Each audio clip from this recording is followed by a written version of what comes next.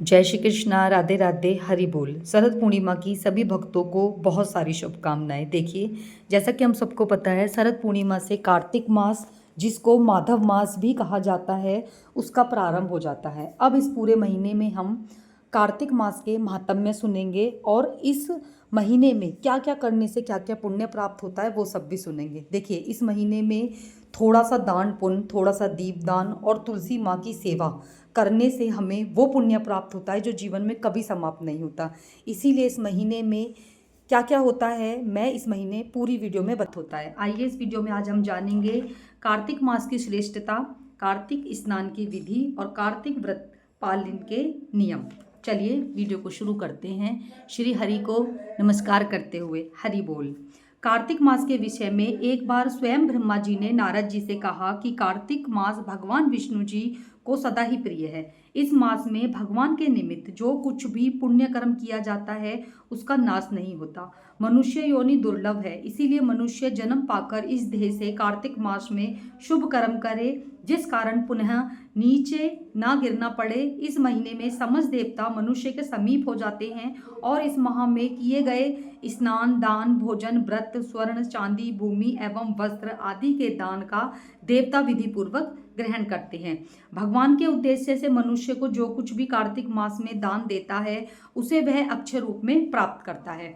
अन्न धन का महत्व अधिक है, क्योंकि इससे पापों का सर्वदा नाश हो जाता है। दान करने में असमर्थ मनुष्य यदि प्रतिदिन प्रसन्नता पूर्वक भगवान के नामों का स्मरण भी कर ले, इस मास में गंगा स्नान करते हुए कार्तिक मास की कथा को पढ़ ले, तो भी वह अनंत पुण्य का भागी बन जाता है। इस मास में भगवान की प्रसन्नता के लिए शिव या विष्णु के मंदिर में अथवा किसी भी देव मंदिर में जागरण कीर्तन करें, स्वयं दीपदान करें या दूसरों के जलते हुए दीपक की रक्षा करें। तुलसी और आंवले के वृक्ष को भगवत स्वरूप मानकर उसका पूजन करें और इससे भगवान का सत्य रूप और मोक्ष पद प्राप्त होता है। कार्तिक मास में भूमि पर सोने वाले के पाप युगों युगों के लिए नष्ट हो जाते हैं। आरुण योग्य काल में जागरण करके गंगा में अथवा किसी भी जलाशय में गंगा की भावना करके स्नान करने से मनुष्य करोड़ों जन्मों के लिए मुक्त हो जाता है। गोविंद गोविंद हरे मुरारी, गोविंद गोविंद मुकुंदन कृष्ण, गोविंद गोविंद रथांग पायो, गोविंद दामोदर माधवती। अर्थात इस प्रकार के संपूर्ण कार्तिक मास में प्रतिदिन भगवान का कीर्तन गायन करें। जो मनुष्य कार्तिक में प्रतिदिन गीता जी का पाठ करता है उसके समान कोई भी पुण्य नहीं है। 7 समुद्रों तक की पृथ्वी को दान करके जो फल प्राप्त होता है वह कार्तिक मास में स्नान व दान का फल है, क्योंकि इस संसार अन्न के आधार पर ही जीवित रहता है। अतः कार्तिक में अन्न दान सर्वश्रेष्ठ कहा गया है। ये थी कार्तिक मास की श्रेष्ठता, कार्तिक मास में किए गए पुण्यों से मिलने वाला फल। अब जानते हैं कार्तिक मास में स्नान कैसे करना चाहिए। कार्तिक स्नान अश्वनी की पूर्णिमा को आरंभ करके कार्तिक की पूर्णिमा को पूरा करें। भक्तिवान पुरुष अथवा नारी अश्वनी की शुक्ल पक्ष की एकादशी आने पर ही भगवान विष्णु को नमस्कार करके कार्तिक व्रत करने की आज्ञा प्राप्त करे। ऐसा करने से भगवान स्वयं भक्त के ऊपर कृपा करके उसे आत्मिक बल एवं मनोबल प्रदान करते हैं। विधि से कार्तिक व्रत करने की सद्बुद्धि देते हैं। 12 मासों में मार्गशीर्ष मास अत्यंत पुण्य पद है। इससे अधिक पुण्य देने वाला वैशाख मास बताया गया है, उससे लाख गुना अधिक प्रयाग में माघ मास का महत्व है और उसमें भी महान फलदायी कार्तिक मास है। इसका महत्व सर्वज्ञ जल में एक सा ही है। एक बार जब सब प्रकार के दान, व्रत और नियम और दूसरी ओर कार्तिक का स्नान रखकर जब ब्रह्मा जी ने तोला तो कार्तिक स्नान का पलड़ा भारी था। यह व्रत भगवान श्री कृष्ण को बहुत अधिक प्रिय है। अश्वनी की पूर्णिमा से लेकर कार्तिक की पूर्णिमा तक भगवान की प्रसन्नता के लिए प्रतिदिन गंगा स्नान करना चाहिए। देवी पक्ष अर्थात अश्वनी पक्ष शुक्ल पक्ष की प्रतिपदा से लेकर कार्तिक कृष्ण चतुर्थी की महारात्रि आने तक भगवती दुर्गा की प्रसन्नता के लिए स्नान करें। श्री गणेश जी की प्रसन्नता के लिए अश्वनी कृष्ण चतुर्थी से लेकर कार्तिक कृष्ण चतुर्थी तक नियम पूर्वक ध्यान करें, स्नान करें। जो अश्वनी शुक्ल पक्ष की एकादशी से लेकर कार्तिक शुक्ल पक्ष की एकादशी की स्नान करता है उसके ऊपर भगवान जनार्दन अत्यधिक प्रसन्न होते हैं। स्नान करने का नियम है, जब 2 घड़ी रात्र बाकी रह जाए तब तुलसी की मिट्टी, वस्त्र और कलश लेकर जलाशय या गंगा तट पर जाएं। तब पैर धोकर गंगा आदि नदियों तथा विष्णु और शिव आदि देवताओं का स्मरण करें। फिर नाभि प्रत्यंत जल में खड़े होकर इस मंत्र का पाठ करें।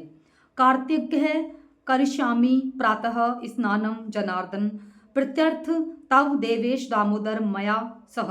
अर्थात हे जनार्दन देवेश्वर, लक्ष्मी सहित आपकी प्रसन्नता के लिए मैं कार्तिक प्रातः स्नान कर रही हूँ या कर रहा हूँ। उसके बाद यह मंत्र पढ़ें। घ्राणम धर्य मया दत्तम राध्या सहितो हरे नमः कलनाथंभाय समते जलाशयने नमस्तुते हर्षिकेश घृणा अर्ध्यम नमस्तुते। अर्थात आप श्री राधा के संग मेरे दिए हुए इस अर्ध को स्वीकार करें। हे हरे, आप कमलनाभ को नमस्कार है। जल में शयन करने वाले आप नारायण को नमस्कार है। यह अर्घ ग्रहण कीजिए, आपको बारंबार नमस्कार है। मनुष्य जिस तीर्थ में भी स्नान करे उसे गंगा का स्मरण अवश्य करना चाहिए। उसे मृत्तिका आदि से स्नान करके रचनाओं द्वारा अपने मस्तक पर अभिषेक करे। अर्धमर्षण तथा स्नान नागम तर्प करके मनुष्य सुक्त से सिर पर जल छिड़के, उसके बाद बाहर आकर पुनः मस्तक पर आचमन करके अपने वस्त्र बदले। वस्त्र बदलने पर तिलक आदि करे।